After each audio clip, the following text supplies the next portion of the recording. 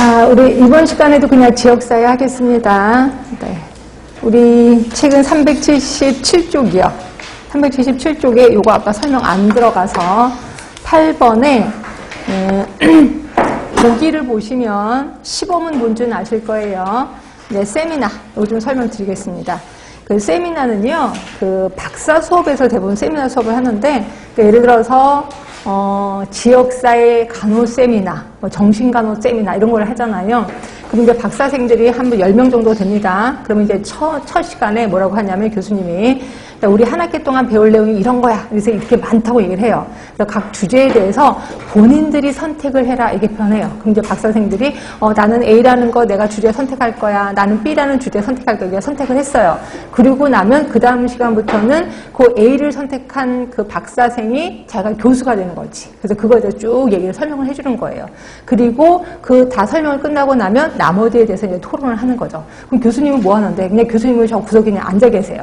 제대로 잘하나 못하나 이것만 이렇게 보고 있는 거죠. 그러니까 결국 세미나라는 거는 돌아가면서 주제를 정하고 그 주제에 대해서 발표하고 토론하고 그 다음에 또 주제에 또 발표하고 또 토론하고 이런 것들을 세미나라고 표현하고 있습니다.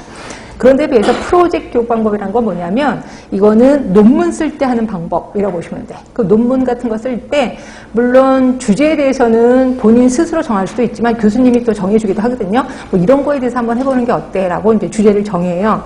그러면 그 주제를 내가 저도 그런 거 하려고 했어요. 라고 해서 이제 주제가 통일이 됐으면 그 주제에 대해서 말 그대로 이론적인 걸 찾아봐요.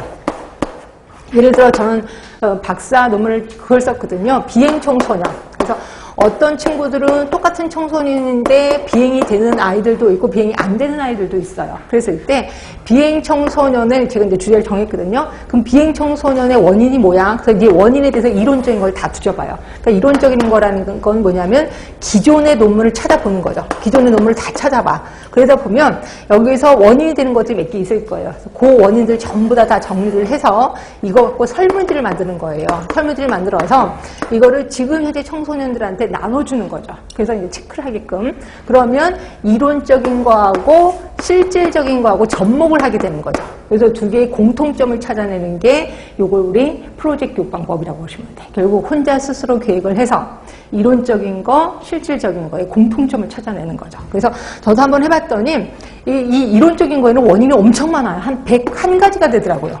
비행 청소년의 원인이. 근데 요거를 우리나라 청소년하고 실제로 접목해보니까 딱 3개로 축약이 되더라고요. 그게 뭐였었냐면, 이놓고는 시험문제는 안 나오겠지만, 하나가 부모의 양육 태도가 나와요. 부모 양육 태도.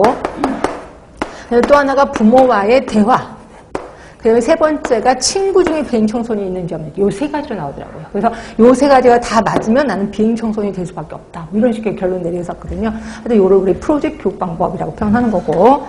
자, 그럼 8번 읽어볼게요. 자, 대학생 음주 집단에게 절주 학습 목표를 제시한 후 이 음주 집단 스스로 학습 내용을 수집하고 수행 계획을 세우도록 함으로써 음주에 따른 자신들의 건강 문제를 이해하고 해결 방안을 찾아가도록 하는 자기주도형 보건교육 방법. 이게 뭐냐면 프로젝트 교육 방법이에요. 그래서 답은 5번이 됩니다. 자, 됐고, 그 다음에 이제 378쪽입니다. 자, 1번. 집단을 대상으로 보건교육을 하고자 할 때 기존 집단을 활용하는 경우가 가장 큰 장점.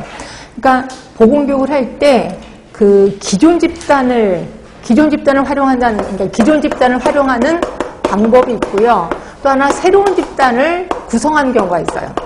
그러니까 예를 들어서 보건소에서 교육을 할 때 기존 집단을 활용한다는 건 그런 거지 뭐 지역사회 무조건 나가서 거기에 노인정에 계시는 할머니들한테 저 할머니 제가 교육해드릴게요 라고 하는 거예요. 이게 기존 집단을 활용하는 겁니다.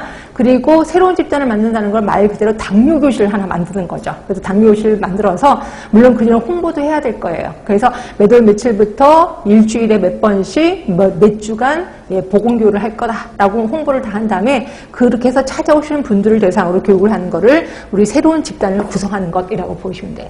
그럼 새로운 집단을 구성하면 어떤 효과가 일단 돈은 되게 많이 들겠죠. 홍보도 해야 되고 교실도 또 하나 빌려야 되고 되게 돈은 많이 들 거예요. 그런데 효과는 굉장히 높을 거예요. 왜냐면 그 궁금해서 오시는 분들이 대부분 많기 때문에 효과가 높을 겁니다. 그러니까 비용도 많이 들고 효과도 높을 거예요. 그런데 그래서 기존 집단을 활용하면 비용은 조금 들어요. 왜? 그냥 내가 양로원에 찾아가면 되잖아. 노인정에 찾아가면 되는 거잖아. 그런데 효과도 없을 거예요. 왜? 그분들은 그냥 놀려고 왔는데 갑자기 교육을 하는데 그 교육을 제대로 듣겠습니까? 그래서 효과가 좀 떨어질 거다라고 보시면 돼. 그런데 여기서는 기존 집단을 활용하는 경우 가장 큰 장점 뭐가 있을까요?